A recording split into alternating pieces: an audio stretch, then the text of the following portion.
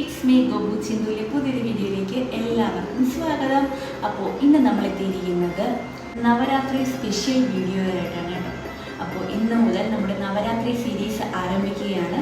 ഇന്ന് മുതൽ ഇനി കണ്ടിന്യൂസ് ആയിട്ട് 9 ദിവസം നമ്മുടെ നവരാത്രിയുമായി ബന്ധപ്പെട്ടിട്ടുള്ള ഓരോ ദേവിമാരുടെ കഥകളും അതുപോലെ തന്നെ ഐതിഹ്യങ്ങളും എല്ലാം വിശദീകരിക്കുന്നതാണ്.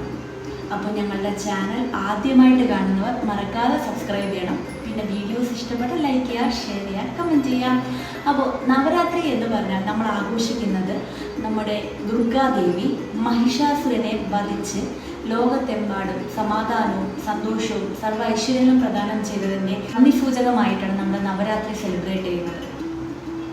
നമ്മുടെ തിരുവനന്തപുരത്തൊക്കെ ആണെന്നുണ്ടെങ്കിൽ നവരാത്രി എങ്ങനെയാണ് ആഘോഷിക്കുന്നതെന്ന് പറഞ്ഞാൽ അവിടെ പൂജപ്പുര സരസ്വതി മണ്ഡപമുണ്ട് കേട്ടോ. അവിടെ നമ്മുടെ തമിഴ്നാട്ടിലുള്ള കുമാരസ്വാമി ക്ഷേത്രം മുരുകൻ്റെ ടെമ്പിളാണ്. അവിടെ നിന്നൊരു വെള്ളി കുതിരയൊക്കെ ഉണ്ട് കേട്ടോ. അതെല്ലാം കാൽനടയായിട്ട് അവിടുന്ന് നമ്മുടെ പൂജപ്പുര സരസ്വതി മണ്ഡപത്തിൽ വരും. അവിടെ വെച്ച് 9 ദിവസം കണ്ടിന്യൂസ് ആയിട്ട് ഭയങ്കര ഒരു ഉത്സവ പ്രതീതിയാണ് കേട്ടോ. ഭയങ്കര ആഘോഷമാണ്. നിങ്ങളുടെ സ്ഥലങ്ങളിലൊക്കെ എങ്ങനെയാണ് നവരാത്രി സെലിബ്രേറ്റ് ചെയ്യുന്നതെന്ന് കമൻറ്റ് ചെയ്യണം കേട്ടോ. അപ്പോൾ മുമ്പൊക്കെ ആണെന്നുണ്ടെങ്കിൽ നമ്മൾ പൂജ വയ്ക്കുന്നു, പൂജ എടുക്കുന്നു, ഇത്രയേ ഉള്ളൂ. പക്ഷേ ഇതിൻ്റെ പിറകിലുള്ള ഐതിഹ്യങ്ങളും കഥകളും കാര്യങ്ങളൊന്നും എനിക്ക് അറിയില്ലായിരുന്നു.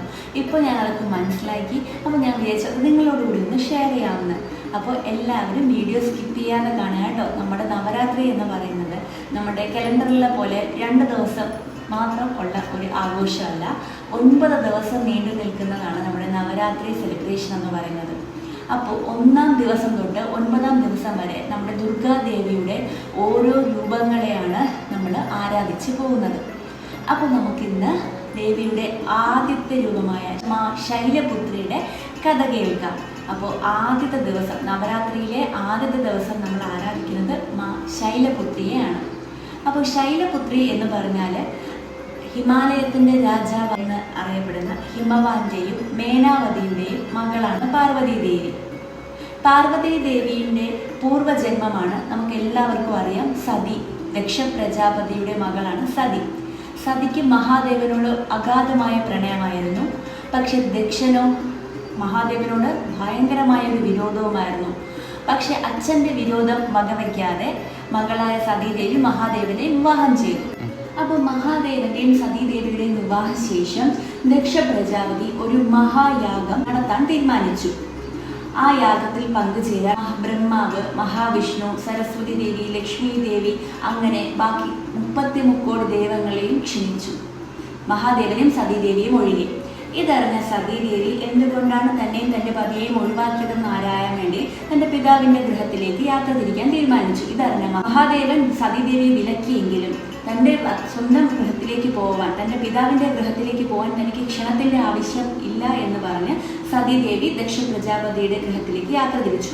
തൻ്റെ പിതാവായ ദക്ഷ പ്രജാപതിയുടെ ഗൃഹത്തിലെത്തിയ ശേഷം ദക്ഷ പ്രജാപതിക്ക് മഹാദേവനോടുള്ള അവജ്ഞ കണ്ട് സഹിക്കാൻ വയ്യാതെ സതീദേവി ആ യജ്ഞകുണ്ഡത്തിൽ ചാടി ദേഹത്യാഗം ചെയ്തു. ഇതറിഞ്ഞ മഹാദേവൻ ക്രോധാകുലനായി ദക്ഷ പ്രജാപതിയുടെ കൊട്ടാരത്തിലെത്തുകയും ദക്ഷ പ്രജാപതിയുടെ ശിരച്ഛേദം നടത്തുകയും ചെയ്തു. മഹാവിഷ്ണുവിൻ്റെ നിർദ്ദേശപ്രകാരം മഹാദേവൻ ദക്ഷ പ്രജാപതിക്ക് ഒരു ആടിൻ്റെ തല വെച്ച് പുനർജീവൻ നൽകി. എന്നിട്ട് മഹാദേവൻ തൻ്റെ അർദ്ധാംഗനയായ സതീദേവിയുടെ ശരീരവും ഏന്തി യാത്ര തിരിച്ചു. അങ്ങനെ ആ കത്തിക്കരിഞ്ഞ ശരീരത്തിൻ്റെ ഭാഗങ്ങൾ പലയിടങ്ങളിലായി വീണു. ഈ ശരീരഭാഗങ്ങൾ വീണ സ്ഥലങ്ങളെ ശക്തിപീഠങ്ങൾ എന്നാണ് അറിയപ്പെടുന്നത്.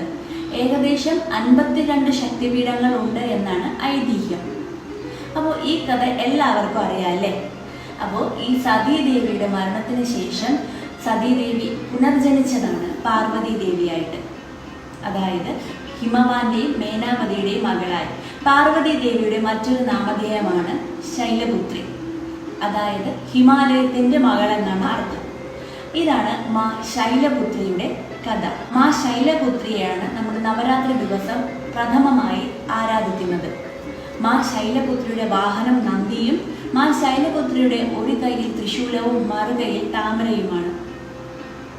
അപ്പോൾ നമ്മൾ നവരാത്രി ദിവസം ദുർഗാദേവിയുടെ തന്നെ അവതാരമായ ശൈലപുത്രിയെയാണ് ആരാധിക്കുന്നത്. വീഡിയോ എല്ലാവർക്കും ഇഷ്ടപ്പെട്ടെന്ന് വിചാരിക്കുന്നു. വീഡിയോ ഇഷ്ടപ്പെട്ട ലൈക്ക് ചെയ്യുക, ഷെയർ ചെയ്യുക, കമൻറ്റ് ചെയ്യുക.